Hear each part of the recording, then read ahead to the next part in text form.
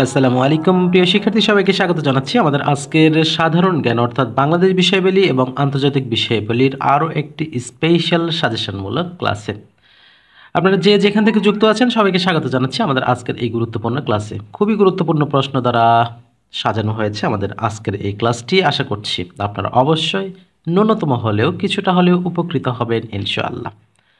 আপনাদের এই চাকরি প্রস্তুতিমূলক জীবনের কষ্ট পরিশ্রম অত্যন্ত দ্রুত শেষ হোক এবং সকলের একটি করে কর্মসংস্থানের ব্যবস্থা হোক, এই শুভকামনা জানিয়ে শুরু করছি আমাদের আজকের স্পেশাল সাজেশনমূলক ক্লাসের ৮ নম্বর ক্লাস। বাংলাদেশ কত সালে জাতিসংঘের সদস্য পদ লাভ করে? বাংলাদেশ জাতিসংঘের সদস্য পদ লাভ করেছিল 1974 সালে। বাংলাদেশের বৃহত্তম নদী কোনটি? কিছুদিন আগে এটা নিয়ে বেশ ঝামেলা হয়েছিল, তবে ওভারঅল যদি আমরা বলি বাংলাদেশের বৃহত্তম নদী হবে মেঘনা। মহাস্থানগড় কোন নদীর তীরে অবস্থিত? মহাস্থানগড় করতোয়া নদীর তীরে অবস্থিত। জাতিসংঘ দিবস কবে পালন করা হয়?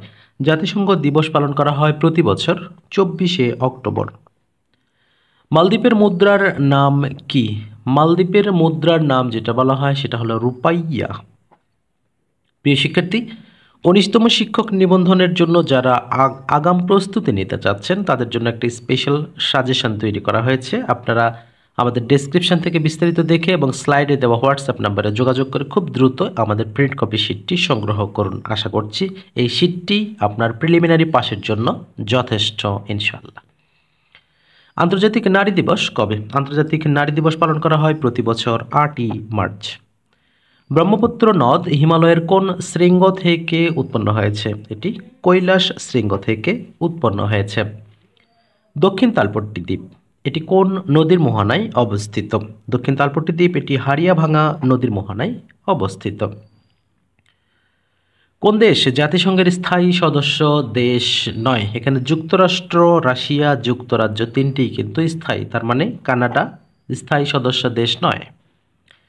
ইরাক ইরান যুদ্ধবিরতি তদারকিতে অংশগ্রহণকারী জাতিসংঘ বাহিনীর সংক্ষিপ্ত নাম কি? এটা নিয়ে কিন্তু বেশ ঝামেলা হয়।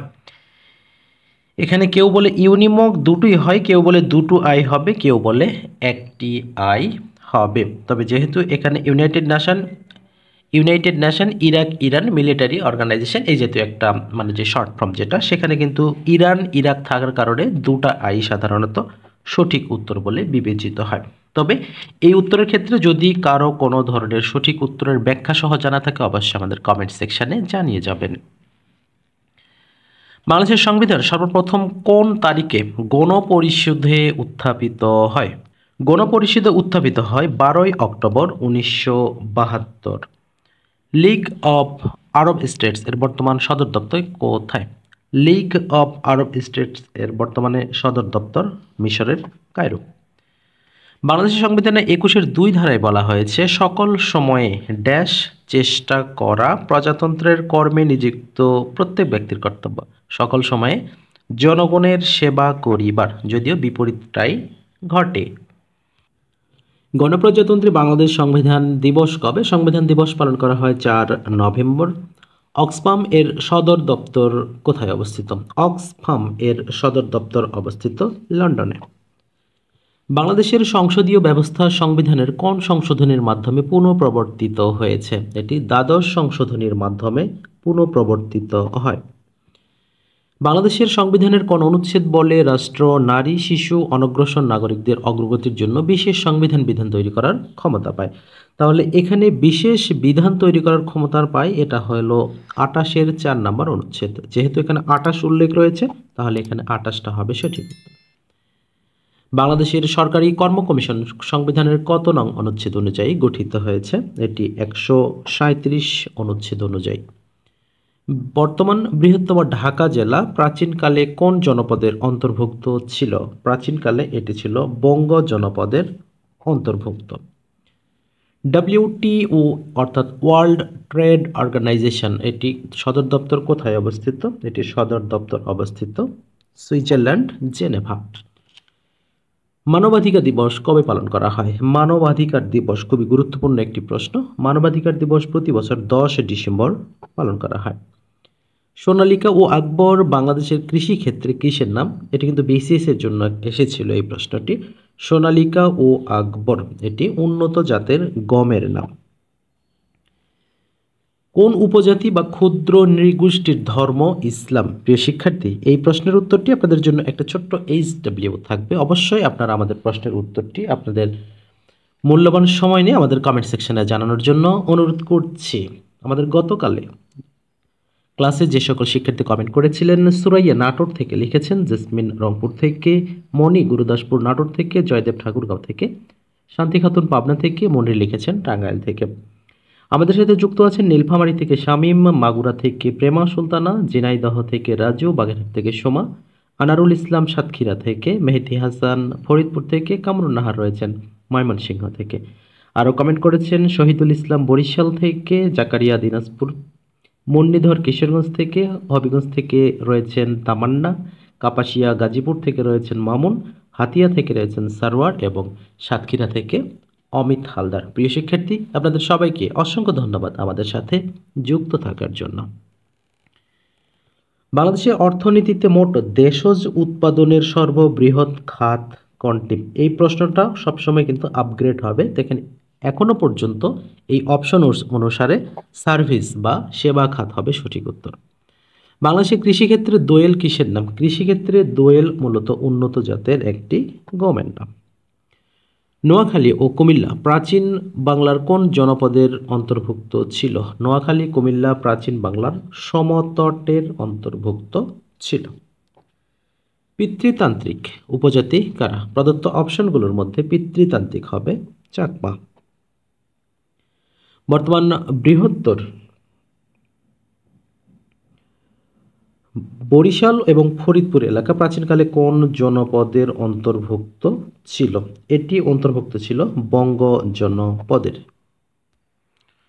বাংলাদেশের সর্বশেষ কৃষি শুমারি করা হয় কত সালে? তবে এখানে অপশন অনুসারে আমরা 2008 একবার এগুলো করতে পারি। যেহেতু অপশন আমাদের এখানে 2019 হয়েছে সর্বশেষ, সুতরাং এখন আপডেট অবশ্যই 2019 পড়তে হবে। জিব্রাল্টার প্রণালী কোন দুটি মহাসাগরকে যুক্ত করেছে? তার মানে এক পাশে আটলান্টিক আর এক পাশে ভূমধ্যসাগর, তার মানে এটি হবে সঠিক উত্তর। কমনওয়েলথভুক্ত কোন দুটি রাষ্ট্র বা কোন রাষ্ট্র ব্রিটিশ শাসনের অধীনে ছিল না? প্রদত্ত অপশনগুলোর মধ্যে মোজাম্বিক হবে সঠিক উত্তর। মায়ানমারের মুদ্রার নাম কি? মায়ানমারের মুদ্রার নাম হবে কিয়াট। বাংলাদেশের সংবিধানের ব্যাখ্যাকারক কে? বাংলাদেশের সংবিধানের ব্যাখ্যাকারক অথবা রক্ষক যদি বলা হয়, দুটোই হবে সুপ্রিম কোর্ট। মাতৃতান্ত্রিক উপজাতি কোনটি? মাতৃতান্ত্রিক উপজাতি রয়েছে গারো এবং খাসিয়া, তাহলে এখানে গারো খাসিয়া। আপনারা গাখামা এটা দিয়ে মনে রাখতে পারেন, গারো খাসিয়া মাতৃতান্ত্রিক। রাশিয়ার মুদ্রার নাম কি? রাশিয়ার মুদ্রার নাম হচ্ছে এটি রুবল। পার্বত্য চট্টগ্রামে মোট কতটি উপজাতির বসবাস? এটিও একটুখানি কন্ট্রোভার্সিয়াল হয়ে থাকে। উইকিপিডিয়ার তথ্য মতে 11টি উপজাতি, তবে সচরাচর বিভিন্ন চাকরি পরীক্ষায় এসেছিল এটা সঠিক উত্তর 12টি বলে ধরা হয়। জাতিসংঘের বর্তমান মহাসচিব কোন দেশের নাগরিক? বর্তমান মহাসচিব অ্যান্তোনিও গুতেরেস, যিনি পর্তুগালের অধিবাসী বা নাগরিক। জন্মসূত্রে বাঙালি যে অর্থনীতিবিদে নোবেল পুরস্কার পান তার নাম কি? একটা বিষয় খেয়াল করেন, জন্মসূত্রে যারা বাঙালি বা বাংলাদেশে জন্মগ্রহণ করেছে, অন্য দেশে গিয়ে তারা সেটেল বা অন্য দেশে তাদের কার্যক্রম পরিচালনা করে, তারা সবাই কোনো না কোনো ভালো একটা পজিশনে যেতে পেরেছে। কিন্তু আমাদের বাংলাদেশে যারা থেকেছে তারা যেতে পারেনি সেই পজিশনে। এর কারণ কিছুটা কারণ রয়েছে। বাংলাদেশে থাকতে হলে হয় আপনাকে উন্নত লেভেলের একটা তেলবাজ হতে হবে, নইলে আপনি উপরে যাওয়ার রাস্তা পিচ্ছিল করতে পারবেন না, আর নইলে আপনাকে মুখ থুবড়ে পড়তে হবে। আর আপনি যদি ভালো কিছু করেন, আলহামদুলিল্লাহ আলহামদুলিল্লাহ আলহামদুলিল্লাহ, আপনার পিছনে অনেক মানুষ অনায়াসে নিজ টাকা খরচ করে আপনার ক্ষতি করার জন্য লেগে যাবে। এটা ওপেন সিক্রেট। এটা কথাগুলো খারাপ লাগলেও এটিকে বলা হয় অমোঘ সত্য, যে আমরা আসলে জাতিগত হিসেবে খুব একটা যে ভালো, আমি নিজে সেটা কখনোই স্বীকার করি না। আপনি ভালো একটা কাজ শুরু করেন, আপনি কতটা ভালো সেটা মানুষ আপনাকে বুঝিয়ে দেবে। যাই হোক, কথাগুলো একটু ভিন্ন প্রসঙ্গে চলে গেল। তাহলে জন্মসূত্রে বাঙালি যে অর্থনীতিবিদ নোবেল পুরস্কার পায় তার নামটা কি? তিনি হলেন অমর্ত্য সেন। ফেসবুক কত সালে প্রতিষ্ঠা করা হয়? বর্তমানে the main time killing site যেটাকে বলা হয় সেটাই হচ্ছে ফেসবুক। এটি হলো 2004 সালে। জাতিসংঘের অঙ্গ সংস্থা 9 কোনটি? আমাদের এখানে খাদ্য সংস্থা, স্বাস্থ্য সংস্থা, আন্তর্জাতিক আদালত 3টি কিন্তু জাতিসংঘের অঙ্গ সংস্থা। আন্তর্জাতিক রেড ক্রস এটি কিন্তু নয়। বর্তমানে বাংলাদেশে কৃষি দিবস খুব শীঘ্রই আমাদের এখানে কিছুদিন আগে হয়ে গেল, যেটা পহেলা অগ্রহায়ণ। প্রাচীন বাংলার হরিকেল জনপদ অঞ্চলভুক্ত এলাকা কোনটি? হরিকেল যদি আমরা বলি তাহলে এখানে অবশ্যই বলতে হবে চট্টগ্রামকে। চট্টগ্রাম যশোরের কিছু অংশ এখানে, আচ্ছা যাই হোক। বাংলাদেশের জাতীয় আয় গণনার ক্ষেত্রে দেশের অর্থনীতিকে কয়টি খাতে ভাগ করা হয়েছে? ভালোভাবে বুঝবেন, এই প্রশ্নের উত্তরটা দুইভাবে আসবে। 2, 3, 4, 5, 12, 13, 14, 15 কোনটা অ্যান্সার করবেন? অ্যান্সার দুই খাতেই আছে। যদি 2, 3, 4, 5 হয় সেক্ষেত্রে 3টি অ্যান্সার হবে, আর যদি 12, 13, 14, 15 থাকে তাহলে সেক্ষেত্রে অ্যান্সার করতে হবে 15। এখন প্রশ্ন আসতে পারে যে এটা কিভাবে সম্ভব, একই প্রশ্নের দুই ধরনের উত্তর। হ্যাঁ, বাংলাদেশের জাতীয় আয় গণনার ক্ষেত্রে দেশকে প্রধান 3টি খাতে ভাগ করা হয়েছে এবং ওভারঅল মিলে ভাগ করা হয়েছে 15টি। এবার ক্লিয়ার হয়েছে নিশ্চয়ই? ওকে। ব্রিটিশ শাসনামলে ঢাকাকে কোন সালে প্রাদেশিক রাজধানী করা হয়েছিল? প্রাদেশিক রাজধানী করা হয় 1905 সালে। কমনওয়েলথের একমাত্র ব্যতিক্রম রাষ্ট্র যে ব্রিটিশ শাসনের অধীনে ছিল সেটা কি? কিছুক্ষণ আগে বলেছি মোজাম্বিক। মারমা উপজাতিরা কোন পাহাড়ের পাদদেশে বসবাস করে? মারমা উপজাতিরা চিম্বুক পাহাড়ের পাদদেশে বসবাস করে। এখানে একটা পয়েন্ট আছে যে পাহাড়ের পাদদেশে অর্থাৎ পাহাড়ের নিচে বসবাস করলে এক জাতি বলা হবে, উপরে ওই একই জাতি যদি বসবাস করে তাদেরকে আলাদা করা হয়। যেমন মগ এবং রাখাইন বা আমার সঠিক জানা নেই বা মনে নেই এই মুহূর্তে এই জাতীয় কিছু। আপনারা চাইলে একটু ব্যাখ্যাটা পড়ে নেবেন। বেরিং প্রণালী, গতকালের মডেল টেস্টেও আমরা কিন্তু এই প্রশ্নটা রেখেছিলাম। বেরিং প্রণালী কোন দুটি মহাদেশকে পৃথক করেছে? তার মানে এশিয়া এবং আমেরিকা। ওই যে গতকাল আমি একটা আনুপাতিক চিত্র অঙ্কন করে দেখিয়ে দিয়েছিলাম, তাহলে এশিয়া এবং আমেরিকা। তেঁতুলে কোন অ্যাসিড থাকে? তেঁতুলে থাকে টার্টারিক অ্যাসিড। আপেলে টমেটোটা কোনটি? আপেলে maybe malic acid.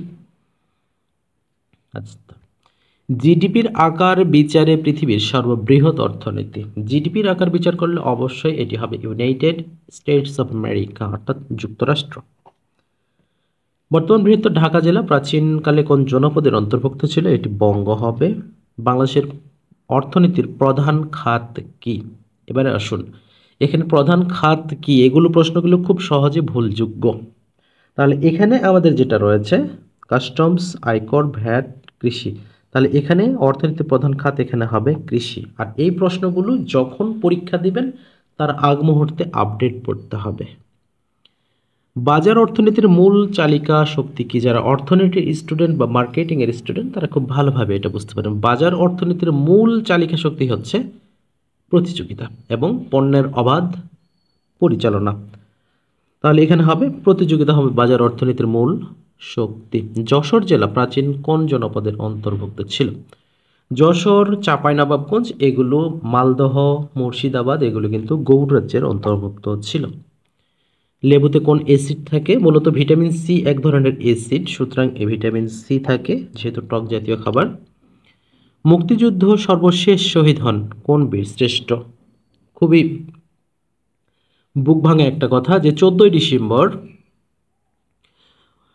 Captain Mohiuddin Jahangir তিনি কিন্তু একেবারে শেষ সময়ে এসে তিনি মৃত্যুবরণ করেছিলেন। এটা খুব আপসেটই একটা বিষয়। ক্যাপ্টেন মহিউদ্দিন জাহাঙ্গীর তিনি 14ই ডিসেম্বর শহীদ হন। নিজের কোনটি মুক্তিযুদ্ধ বিষয়ক নাটক? মুক্তিযুদ্ধ বিষয়ক নাটক যদি আমরা বলি তাহলে এখানে হবে পায়ের আওয়াজ পাওয়া যায়। ইউনেস্কোর কততম নির্বাহী সভায় বাংলাদেশের সাথে একসাথে মুজিব বর্ষ উদযাপনের সিদ্ধান্ত গৃহীত হয়? আমার মনে হয় না এই প্রশ্নটি আসবে, পড়ার প্রয়োজন আমি মনে করছি না। আপনারা চাইলে পড়ে নিতে পারেন। বাংলাদেশে মুক্তিযুদ্ধের সময় ভারতের প্রধানমন্ত্রী কে ছিলেন? এটা অবশ্যই ইন্দিরা গান্ধী। 52 ভাষা আন্দোলন শহীদ নন কে? রফিক জব্বার, শফিউর অনেকে রয়েছে। তাহলে সালাম, বরকত, রফিক জব্বার। আসাদ কিন্তু ছিল না, আসাদ কিন্তু অন্য একটা আন্দোলনের ছিল। নিচের কোনটি মুক্তিযুদ্ধ ভিত্তিক স্বল্প দৈর্ঘ্য সিনেমা বা চলচ্চিত্র? স্বল্প দৈর্ঘ্য যেহেতু উল্লেখ রয়েছে তাহলে এটি হবে হুলিয়া। আইসিটি থেকে একটা প্রশ্ন যুক্ত করা হয়েছে যে একটি লজিক গেটের আউটপুট 1 এবং এর সব ইনপুট 0 থাকে, এটি কি? এটি বলা হবে নর এবং অ্যান্ড গেটের মিক্সড অর্থাৎ ন্যান্ড গেট। নিচের কোনটি ইনপুট এবং আউটপুট দুটোই হয়? ইনপুট আউটপুট উভয় ডিভাইস হিসেবে কাজ করে দুটি জিনিস, সেটি হলো একটা হচ্ছে টাচ স্ক্রিন এবং আরেকটি হবে নেটওয়ার্ক কার্ড। জাতির পিতা, আচ্ছা জাতির পিতা কেন, সরি, বঙ্গবন্ধু শেখ মুজিবুর রহমানকে প্রধান আসামি করে আগরতলা ষড়যন্ত্র মামলা দায়ের করা হয় কবে? জানি না প্রশ্নটা কতটুকু আসার সম্ভাবনা আছে, তবে পড়তে হবে এই প্রশ্নটা। জানুয়ারি 1968, তাহলে 3 জানুয়ারি 1968। বঙ্গবন্ধু স্যাটেলাইট কোন স্পেস সেন্টার থেকে উৎক্ষেপণ করা হয়? এটা 11 তারিখ ফ্রান্সের টাইম এবং বাংলাদেশের সময় 12ই মে ছিল। তাহলে এখানে কেনেডি স্পেস সেন্টার থেকে। বঙ্গবন্ধুর গ্রামের নদী কোনটি? বাইগান নদী। বঙ্গবন্ধু শেখ মুজিবুর রহমান টানেল কোন নদীর নিচ দিয়ে নির্মিত হয়েছে? কর্ণফুলী। এটা বর্তমানে বাংলাদেশের জন্য অনেকটাই টাকা খরচের মেশিন বলে বিবেচিত হচ্ছে, ইনকামের চেয়ে ব্যয়টা বেশি হচ্ছে। বঙ্গবন্ধু শেখ মুজিবুর রহমান অসমাপ্ত আত্মজীবনী এর ব্রেইল সংস্করণ প্রকাশ করা হয় কোন মন্ত্রণালয় থেকে? ব্রেইল বলতে ওই যে ছোট ছোট বিন্দুর দ্বারা লেখা প্রকাশ, যেটা অন্ধদের জন্য, সরি অন্ধ কথাটা আমি উইথড্র করে নিচ্ছি, এখানে দৃষ্টি প্রতিবন্ধী যারা রয়েছে তাদের জন্য। আর এটা করেছিলেন সমাজ কল্যাণ মন্ত্রণালয়। বঙ্গবন্ধু জন্মগ্রহণ করেন কবে? এটি 17 মার্চ 1920। কৃত্রিম উপগ্রহ উৎক্ষেপণের মধ্য দিয়ে বাংলাদেশ কততম নিজস্ব স্যাটেলাইটের যুগে প্রবেশ করে? এটি প্রয়োজন আছে, এখন বঙ্গবন্ধু হোক বা অন্য যে কেউ হোক, এই প্রশ্নটা প্রয়োজন আছে। তাহলে স্যাটেলাইট উৎক্ষেপণ তালিকার কততম দেশ? এটি হলো 57তম দেশ হিসেবে যুক্ত হয়। 1956 সালে কোয়ালিশন সরকারের মন্ত্রিসভায় বঙ্গবন্ধু শেখ মুজিবুর রহমান কোন দপ্তরে ছিলেন? প্রশ্নটা কে তৈরি করেছে আজকে? ও আচ্ছা, শিল্প বাণিজ্য ও শ্রম মন্ত্রণালয়। বঙ্গবন্ধু শেখ মুজিবুর রহমান জাতিসংঘে বাংলায় ভাষণ দিয়েছিলেন 25 সেপ্টেম্বর। আজকে কোশ্চেনটা তৈরি করেছে কে? তাকে প্যানিশমেন্ট দেওয়া দরকার, এত পরিমাণ বঙ্গবন্ধু থেকে প্রশ্ন হয়েছে। ওকে, বঙ্গবন্ধু থেকে প্রশ্নটা আজকে আমার খুব সম্ভবত একটু বেশি যুক্ত করা হয়েছে। ওকে, এরপরে বঙ্গবন্ধু শেখ মুজিবুর রহমানের 7 মার্চের ভাষণকে কেন্দ্র করে নির্ণেয় পূর্ণ দৈর্ঘ্য চলচ্চিত্র কোনটি? এখানে এই প্রশ্নটা যদি জানি না এখন কতটুকু সম্ভাবনা আছে, তাহলে একটু বোঝেন। বঙ্গবন্ধু শেখ মুজিবুর রহমানের 7 মার্চের ভাষণকে কেন্দ্র করে যেটা হয়েছে, সরাসরি কেন্দ্র করে যেটা হয়েছে সেটা হবে তর্জনী। তবে ওরা 11 জন এবং আরও একটি চলচ্চিত্রে অংশ বিশেষ কিন্তু ব্যবহার করা হয়েছে। 7 মার্চের ভাষণকে ইউনেস্কো কর্তৃক বিশ্ব ঐতিহ্যের দলিল হিসেবে কবে স্বীকৃতি দেওয়া হয়? এটি স্বীকৃতি দেওয়া হয়েছিল 2017 সালে। ইন্টারপোল, ইন্টারপোল এর সদর দপ্তর কোথায় অবস্থিত? এটি লিও। ইউএনএইচসিআর এর সদর দপ্তর কোথায় অবস্থিত? এর সদর দপ্তর অবস্থিত সুইজারল্যান্ড, জেনেভা। সিরডাপ এর সদর দপ্তর কোথায়? সদর দপ্তর ঢাকা। 1971 সালে বাংলাদেশে মুক্তিযুদ্ধ চলার সময় চট্টগ্রাম, মংলা এবং নারায়ণগঞ্জ প্রভৃতি বন্দরসমূহ কোন সেক্টরের অন্তর্ভুক্ত ছিল? সকল ধরনের নৌ বন্দর 10 নম্বর সেক্টরের অন্তর্ভুক্ত ছিল। দ্বিতীয় কথা, 10 নম্বর সেক্টর সম্পূর্ণভাবে আলাদা, যার কোনো ফিক্সড কোনো সেক্টর কমান্ডার ছিল না। মুক্তিযুদ্ধে ক্র্যাক প্ল্যাটুন নামে একটা বাহিনী ছিল, যেটা কোন শহরে সক্রিয় ছিল? এটি ছিল ঢাকা শহরে। কোনটি মুক্তিযুদ্ধ ভিত্তিক রচনা? খুবই খুবই গুরুত্বপূর্ণ একটি প্রশ্ন, এই প্রশ্নের উত্তরটিও আপনাদের জন্য একটা HW থাকবে। বাংলাদেশের মুক্তিযুদ্ধকালে সমগ্র যুদ্ধক্ষেত্রকে কয়টি সাবসেক্টরে ভাগ করা হয়েছে? সেক্টর 11টা আর সাবসেক্টর হবে মোট 64টি।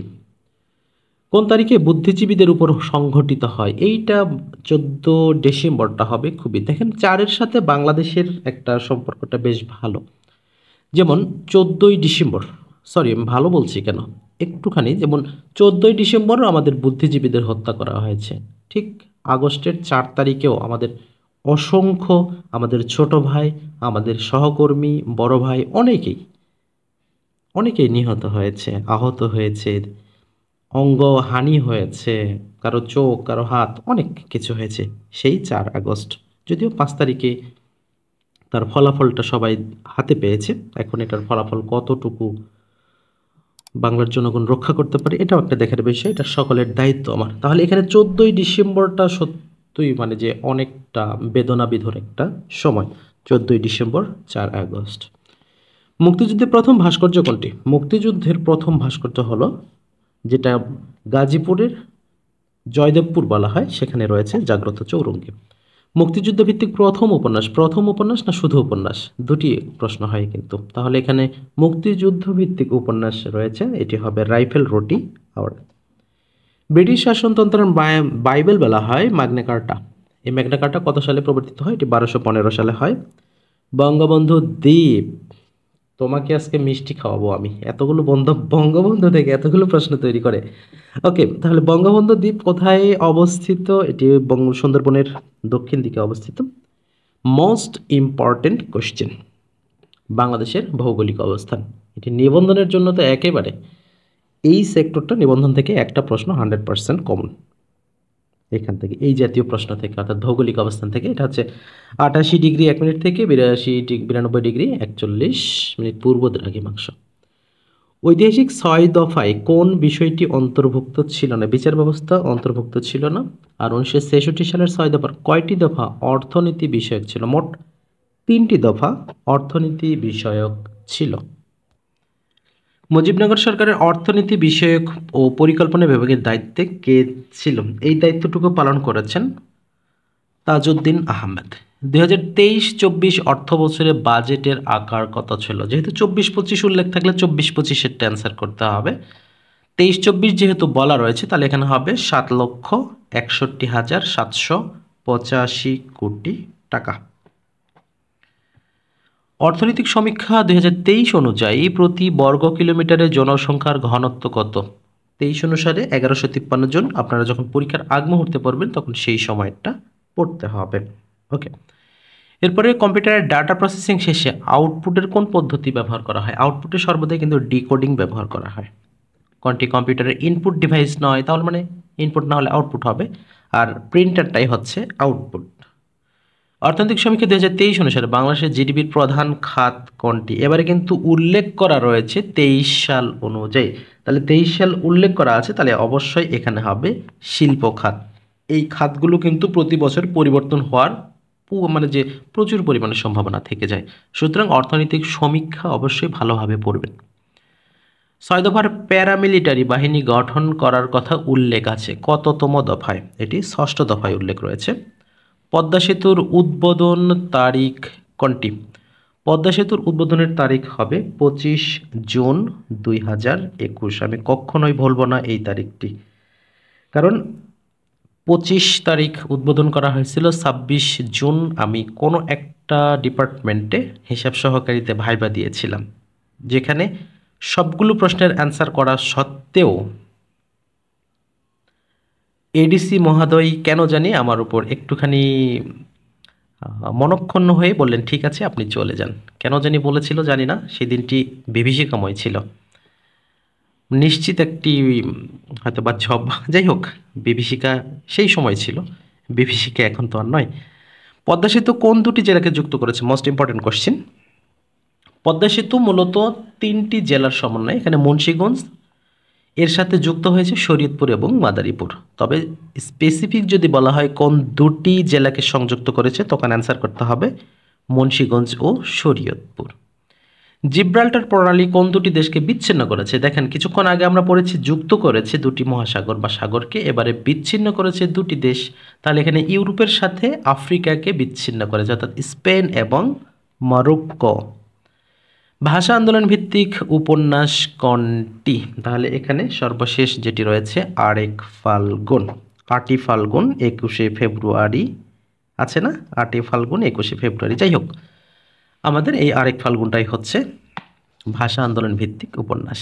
প্রিয় শিক্ষার্থী, আপনারা যে যেখান থেকে যুক্ত ছিলেন এতক্ষণ আমাদের এই গুরুত্বপূর্ণ প্রশ্নযুক্ত ক্লাসটিতে, সবাইকে অনেক ধন্যবাদ জানিয়ে ভিডিওটি আজকের মতো এখানে শেষ করছি। আমাদের এই ভিডিওগুলো যদি আপনাদের জন্য সামান্যতম হলেও উপকৃত মনে হয়, অবশ্যই আমাদের ভিডিওটি লাইক করবেন, শেয়ার করবেন এবং অবশ্যই চ্যানেলটি নিজে সাবস্ক্রাইব করবেন এবং আপনার বন্ধুদেরকেও সাবস্ক্রাইব করতে উদ্বুদ্ধ করবেন।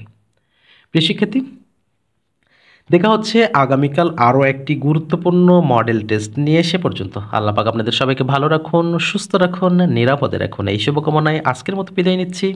আল্লাহ হাফেজ।